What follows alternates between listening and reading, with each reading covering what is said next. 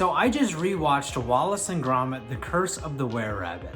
I have seen this movie many times before. I saw it first as a little kid, and I loved it then, and I still love it now. One of the most underrated movies of all time? I think it might be. But I figured it was a good time of year to rewatch this because it's kind of on brand with Halloween, even though I wouldn't call it a Halloween movie. It's more of just a fun, funny, lighthearted movie, but with a little spooky vibe here and there, so, you know, I just felt like it was appropriate for this time of year. I personally find this movie really funny. I think that the jokes are done really well, and I think the characters are iconic, and I think it works for all ages as well, because I remember thinking this movie was funny as a kid, and I still think it's funny now, but in a different way. There are jokes in this movie that you kind of just don't understand as a kid, and when you get older, they have new meaning, and there's a lot that you just didn't even know were jokes as a kid, and then you kind of understand them as an adult. And so I think it can be appreciated by all ages. I think that the premise of this movie is good, and that the plot is really well done. I will say it's not overly complex, but it's an animated stop motion movie. It doesn't need to be. I think with the story just being fun, funny, interesting, that's all you really need in a movie like this. And speaking of the stop motion animation, I think it's really well done in this movie. I really love stop motion animation when it's done well, and this is peak stop motion animation. It really sucks that we've kind of phased out stop motion animation to a degree, because I really wish it was just more prevalent in movies today. I think that this movie was able to have a lot of creative ideas in it, just based around the fact that Wallace is an inventor. We don't really see him invent all that much, but it's known in the movie that he is an inventor, and you get to see his inventions from the past, and even one or two from the present. And I think that's just really cool. All of the things they were able to have just inhabit the world based on that. Like his car, which has so many cool features, and unfortunately, the wall of photographs with the soulless eyes, that's kind of creepy. I could never live in a house like that, but it's a cool idea for the movie. Every time you think of great inventors or great scientists in animation, who do you think of? Megamind maybe? Or Gru/Dr. Nefario in Despicable Me, Doofenshmirtz from Phineas and Ferb. Wallace needs to be on that list. He deserves an honorable mention at least. I think that the voice cast in this movie does an amazing job. There are really no weak links in the cast. I think that Helena Bonham Carter does an amazing job as Lady Tottingham. If you didn't know that she voiced the character, then you probably wouldn't even realize it, because you can hardly tell it's her voice in the movie. And I also think that Ralph Fiennes does a great job in this movie.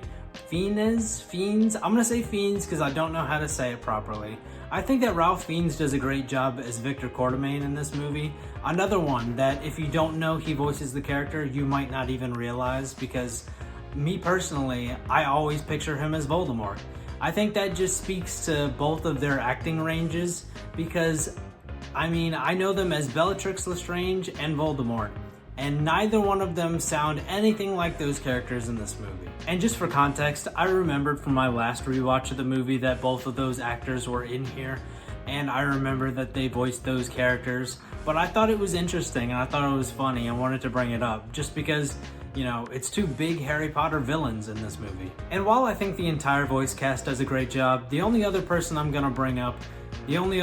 familiar with is Mark Gatiss, who plays Mrs. Blight in this movie. And the reason I'm familiar with him is because he plays Mycroft in the Sherlock series, and I'm a big fan of that show. Wallace and Gromit: The Curse of the Were-Rabbit took 5 years to make. It went into production not long after Chicken Run was released, and they were only able to complete about 3 seconds on average of usable footage per day. Not long after this movie was released, the Aardman warehouse burned down and destroyed basically everything from this movie.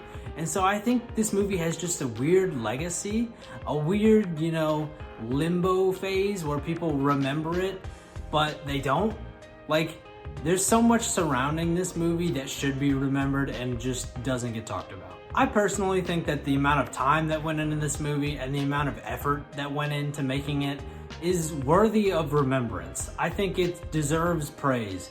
And it's kind of a shame that this movie, at least in my circles, never gets brought up in conversation. I think that this movie, for that reason, is kind of underrated in my opinion, just because, it's not remembered like it should be.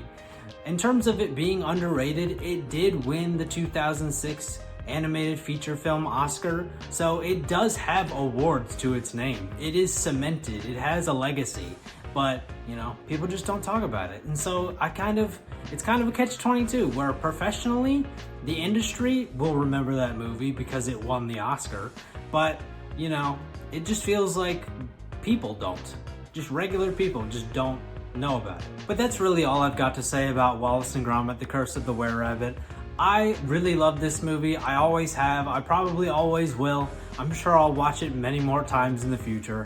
If you haven't seen this movie and you want to just watch a fun animated movie, I would highly recommend it. But if you want to help me out here on YouTube, liking this video, commenting on this video, subscribing to the channel, checking out some of my other videos, all those things help me grow the YouTube channel. Leave a comment if you have any suggestions for me. I don't think I've ever really asked for suggestions from comments, but if you have any, let me know. Until next time, bye.